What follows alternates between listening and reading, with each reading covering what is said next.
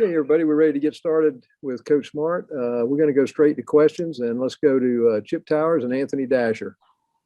Hey, Coach, sorry, I almost wasn't ready there. Hey, real quick, just an update on getting guys back healthy this week. And I did want to ask you particular, J-Pods has struggled on a couple of kicks inside 40 yards. I just wonder if that competition is any more intense than usual, and are you guys doing anything to address or look at that closely? Yeah, he's battling through it. He's pushing through. I thought he kicked the ball well today. We actually just walked off the field and did field goal periods, and I thought he kicked the ball well. But yeah, we're always in competition, as you well know, Chip. And it's one of those things that we got to help him out and push him through it. He's been really consistent in his career as a starter here. Still believe in him, and we're going to work through it. And I think he's still got a great leg. He's hit a clutch field goals multiple times, but we're pushing through it. And, Zirkel's out there kicking, and so is Camarda. So those guys are kicking as well. Hey, Coach, good to see you. Two-parter here for you, if you don't mind. First, when you go back and you watch the film, come to the defense, as well as it's played, what specific improvements are you still needing to see take place? And second, I wonder if you could give an update on William, who have not noticed him the first couple of games. Yeah, Williams, he's ineligible for the first 4 games due to academics, but he did a tremendous job to get himself in that position to get back. So he was not going to be able to play this year. He was able to get a waiver, and he now is eligible after the Vanderbilt game, I think. He'll be back with us. So we're looking forward to getting his depth back to help us out. Improvement-wise, we probably did not play as well in the second game, as we did in the first. We really did not strike blockers and play run fits to the standard that we expect. We did get some turnovers, which we didn't get in the first. But the biggest thing was playing our gaps, striking blockers, and communication. There's still breakdowns that we have that we're trying to get right defensively. We're fast enough and we're big enough that we haven't been exposed on some of those, and we got to do a better job of definitely playing the run. Okay, let's go to Dean Legge and then Mark Weiser. Kirby, at what point when the opposition is about to snap the ball, is it too late to adjust your defense? 5 seconds to go. I mean, do you understand what I'm asking you there? No. Okay, so there's always on the sideline, there's a lot of motion from you and Dan and everyone on the sideline. Is there a time when it's too late, when it's too close to the snap of the ball to adjust for your guys? I don't think it's ever too late to adjust. It's probably too late for them to hear us. You know what I mean? Like at some point they've got to go get ready to play the play. But that is probably simultaneous with snapping the ball. In terms of, we always say the hay's never in the barn at Georgia. You're always getting ready before the game. We're going over adjustments and going over things that could happen. At halftime, we're going over things that could happen. In drive, we'll pull a guy out and go over something new they did to say, hey, this is how we got to play this. But a lot of times you see us doing that. It's a guy's not lined up right. We want him to get wider, or we might know a tendency the other team has, and you're trying to help somebody out with what we think it is, because ultimately offenses try to copycat other offenses, right? So if we've given up whatever the play might be, an inside zone out of this formation, they might try to copy that. And so we're trying to let our guys, we sometimes know the answer to the test better than the players, so we're trying to help them out. But a lot of time it doesn't help. We just confuse them more. Kirby, I saw a lot of recruits at the first home game. Asking you about kind of the behind-the-scenes recruiting operation folks that you have. I know you hired David Cooper this summer. How competitive is it to find people that can help you in that realm and then retain them? Yeah, it's extremely competitive. It's the number one, attribute to having success is getting good players. And you got to develop them. You got to make sure they go to class and do their academics and they develop as a player. But number one thing you can do is be able to sign players, and we've got a tremendous recruiting staff. The group we have is just awesome. They're a joy to be around. They're smiling every day. I just passed by 2 of them in the hallway coming up here, and they're always recruiting. And this recruiting world's changed so much. They used to be, the coaches did the recruiting. They did it when they got off the field. Now it never stops. It's like year round. And the staff we have with David and so many others. Katie does a great job. Angela, Logan, Christina. We just have a wonderful staff that works really, really hard to do that. Cam is another guy that helps us. We got a great recruiting staff. Let's go Jake Rowe and then to Mike Griffith. Hey, Kirby, wanted to ask you about just kind of some of your reserve offensive linemen and, kind of how they're progressing. I know you've mentioned Devin Willock, and guys like that, Marius Mims.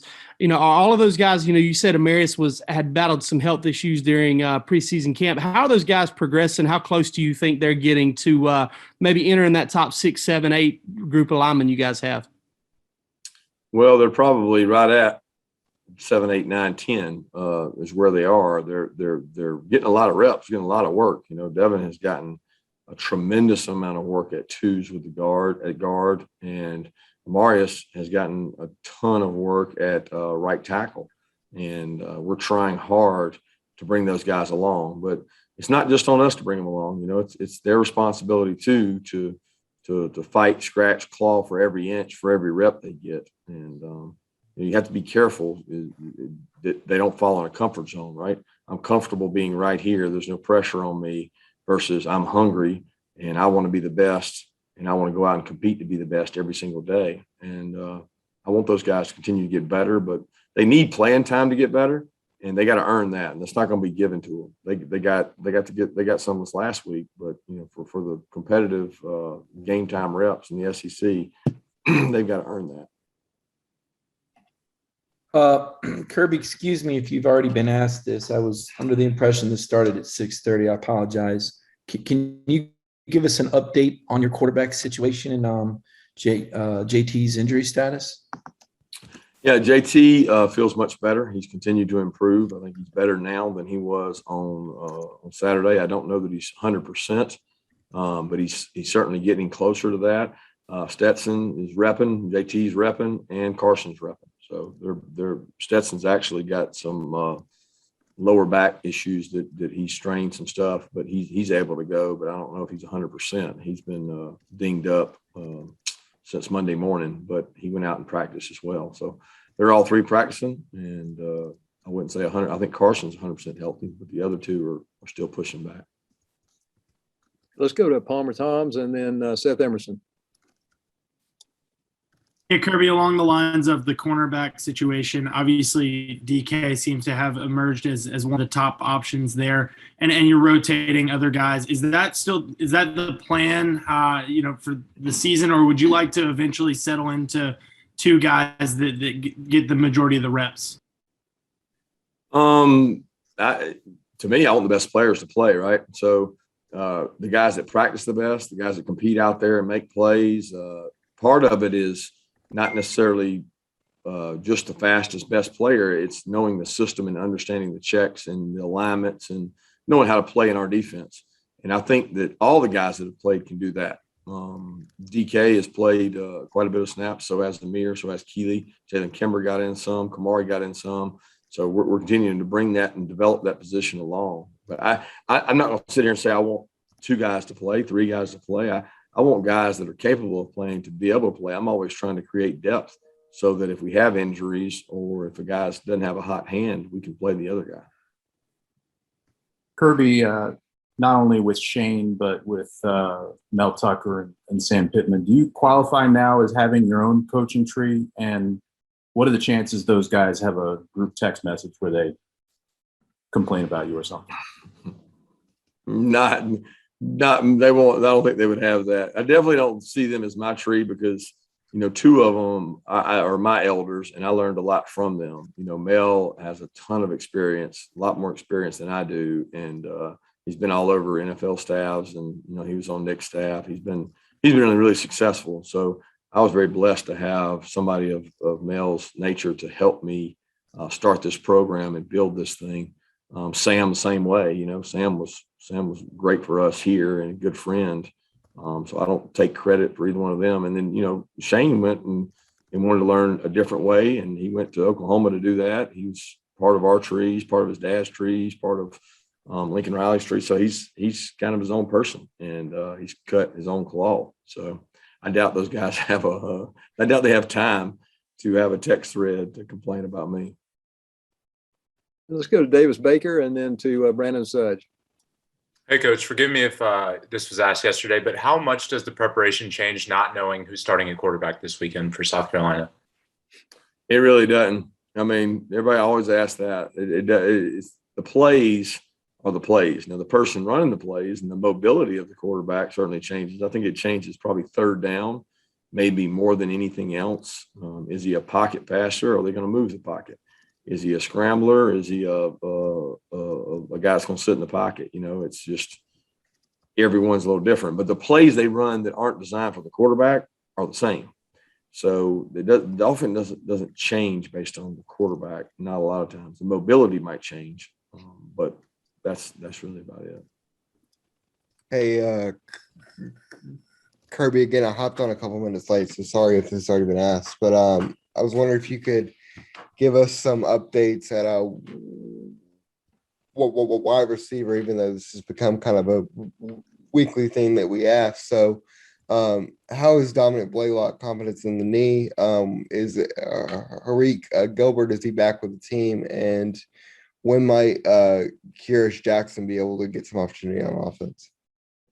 Kyrus is improving by day. I thought that Monday, coming off of a light Saturday for him and a day off Sunday, I thought Monday he looked really good.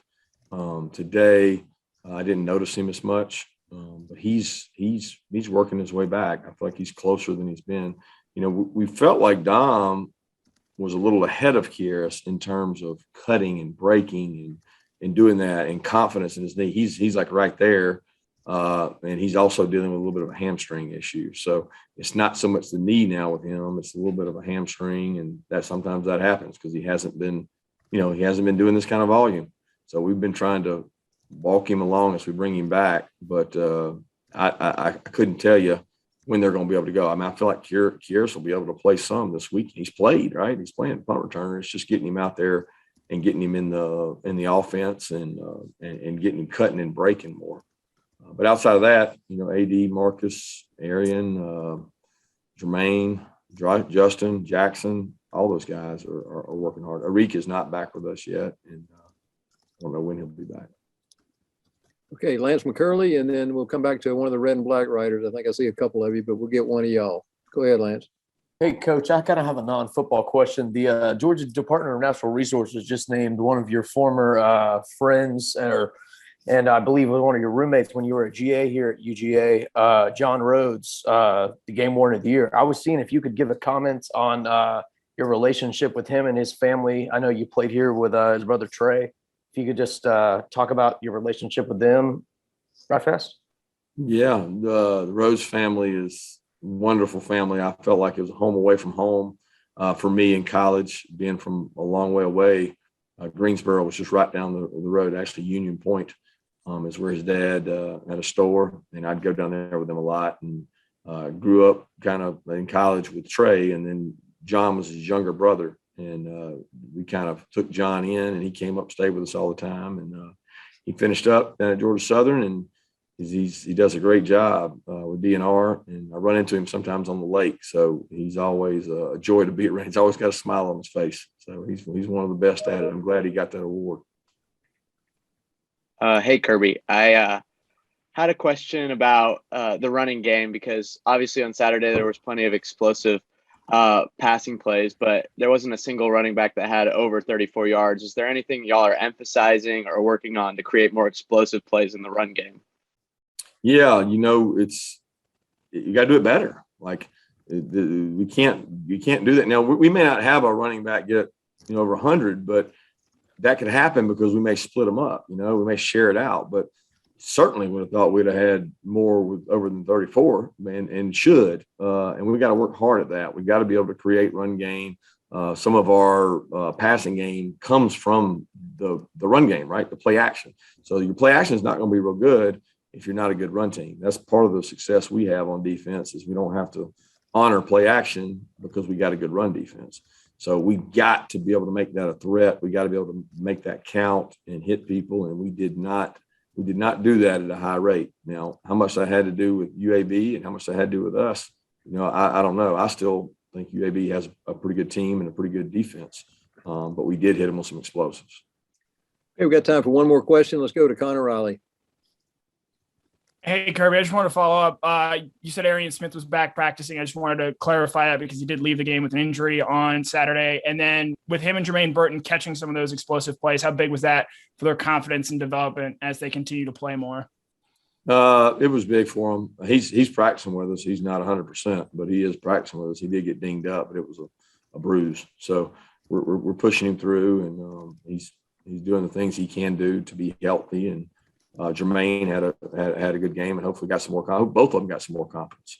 But Arian is still a work in progress in terms of developing as a route runner and growing as a player. He's been really valuable in terms of special teams with his speed. Thank you, Coach Smart. Thank y'all.